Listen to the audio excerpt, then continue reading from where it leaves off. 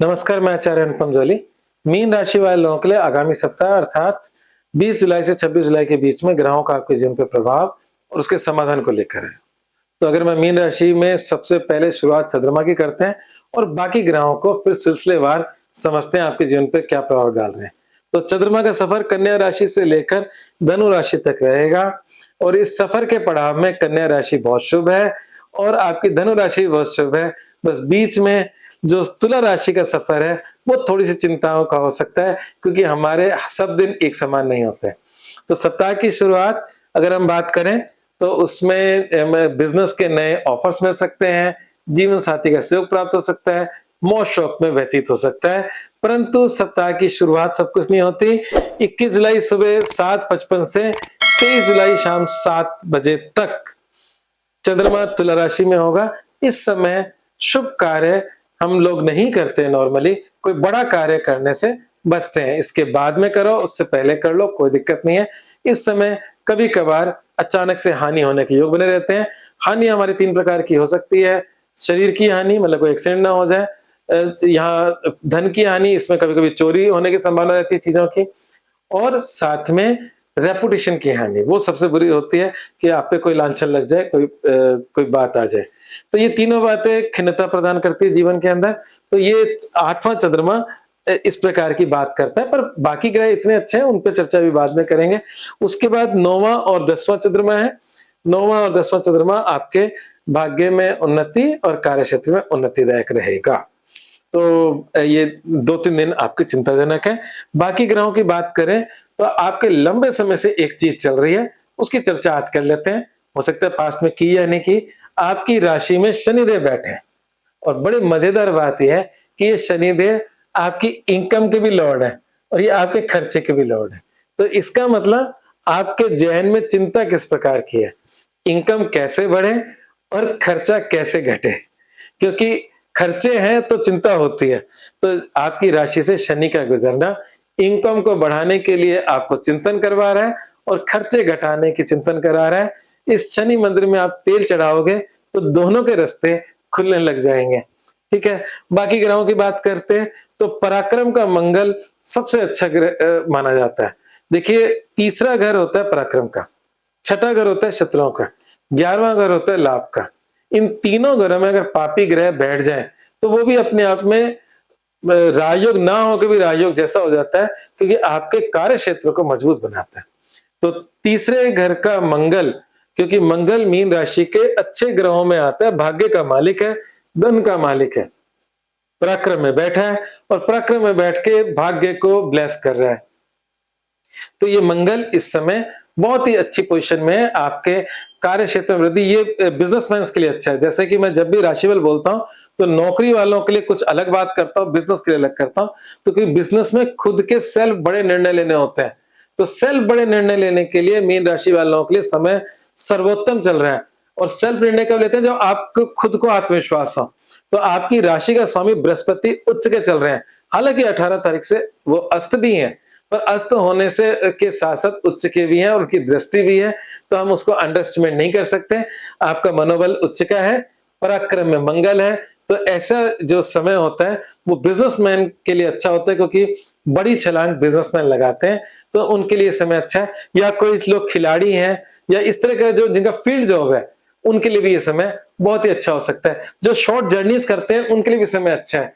तो ये समय उन सबके लिए अच्छा है। बुध आपकी राशि से चतुर्थ गुजर रहे हैं। चौथा गोचर के अंदर ग्रह गुजरना अच्छा नहीं होता, पर आपके केस में ऐसा नहीं है क्योंकि बुध स्व राशि के हैं।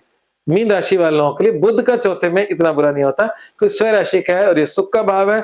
सुख का भाव अभी वक्री है, 24 तारीख से नॉर्मल हो जाएगा। तो मैं कह रहा हूं कि अभी आपके मन में कुछ उठापटक चल रही है, मन में डिस्टर्बेंस चल रहा है, किसी प्रकार के लेके चिंताएं चल रही हैं, तो 24 के बाद उन चिंताओं में भी कमी हो जाएगी। मंगल आपके फॉरवर्ड मोशन में आ जाएंगे, सॉरी बुध आपके फॉरवर्ड मोशन में आ जाएंगे। तो इसलिए इससे, बल्कि चौथा घर तो जमीन मकान वाहन का होता है, माता का होता है, सुख का होता है। बुध का वहां बैठना इन सब में वृद्धि करेगा।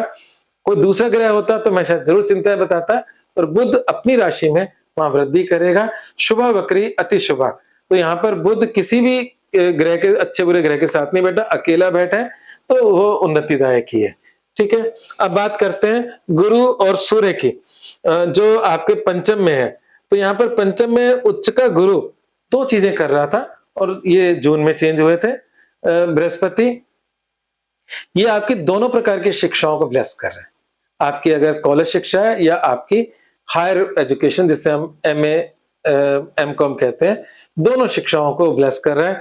दोनों में कुछ ना कुछ लाभ देने की बात कर रहा है। इस समय जो बच्चे कंपटीशन की तैयारी कर रहे हैं या कंपटीशन दे रहे हैं, उनके जीवन में अगर आने वाले कुछ महीनों में रिजल्ट आता है अक्टूबर से पहले-पहले, तो बहुत ही पॉजिटिव रिजल्ट आने की संभावना है। जहां तक अस्त का सवाल है, वो तो चलो अगस्त में जाके अस्त समाप्त हो जाएगा बृहस्पति का, पर उच्च का बृहस्पति है और उसकी दृष्टि आपके नवम भाव पर भी है, भाग्य भाव पर भी है, तो ये आपके जीवन में शुभता प्रदान कर रहा है। तो यहाँ पर सूर्य जो है वो हर चीजें एक सी नहीं होती, शुभता अशुभता साथ-साथ ही चलती है। सूर्य पंचम भाव में थोड़ी-सी परेशानी कर रहा है। सूर्य टेम्परेरी है और क्योंकि 1 महीना रहता है, तो अभी 16 जुलाई के आसपास चेंज हुआ होगा, तो सूर्य अभी रहेगा 17 अगस्त तक। तो कुल मिला के बात है कि सूर्य का उपाय आपको करना ही करना पड़ेगा, अन्यथा सूर्य आपके कुछ ना कुछ बाधाएं दे सकता है। खासकर आपके अगर कोई प्रेम प्रसंग है तो उसमें सूर्य बिल्कुल बाधा बनकर उभरेगा, क्योंकि सूर्य झगड़ों का कारक है, शत्रुता का कारक है, आपकी राशि से 6ठे का स्वामी है। तो यहाँ पर कुछ प्रेम प्रसंगों में टेम्परेरी विराम लग सकता है, कुछ आपके मनमुटाव झगड़े हो सकते हैं। हालांकि उसमें बृहस्पति बीच बचाव करने वाले हैं, तो समझदारी से चीजों को निभा सकते हो। सूर्य का उपाय करने से उन चीजों को निभा सकते हो, ठीक है ना। तो सूर्य का उपाय इस हफ्ते का प्राइम उपाय होगा, जो मैं अभी इस राशिफल के अंत में बताऊंगा। बाकी ग्रहों को उससे पहले लेते हैं। इसमें एक अच्छी बात यह है कि मीन राशि के अंदर जो अगर सबसे अकारक ग्रह हो सकता है वो है शुक्र। इसके 2 बड़े कारण हैं। पहला कारण तो यह कि शुक्राचार्य जो असुरों के गुरु हैं और जो देवता गुरु बृहस्पति है, दोनों में किसी प्रकार का तालमेल नहीं है। बृहस्पति बिल्कुल लाइक नहीं करते शुक्राचार्य को, मतलब दुश्मन की तरह मानते हैं। और यहाँ पर शुक्र की जो स्थिति है मीन राशि से, वो किसी अच्छे घर में नहीं पड़ रही है, तो वो पड़ रही है आपके लॉसेस के अंदर, और वो पड़ रही है आपके व्यर्थ की भागदौड़ के अंदर। तो जो लॉसेस का जो लॉर्ड होके शुक्र आपकी राशि से 6ठे गुजर रहा है, वो भी आपके यदा कदा फायदा ही दे रहा है।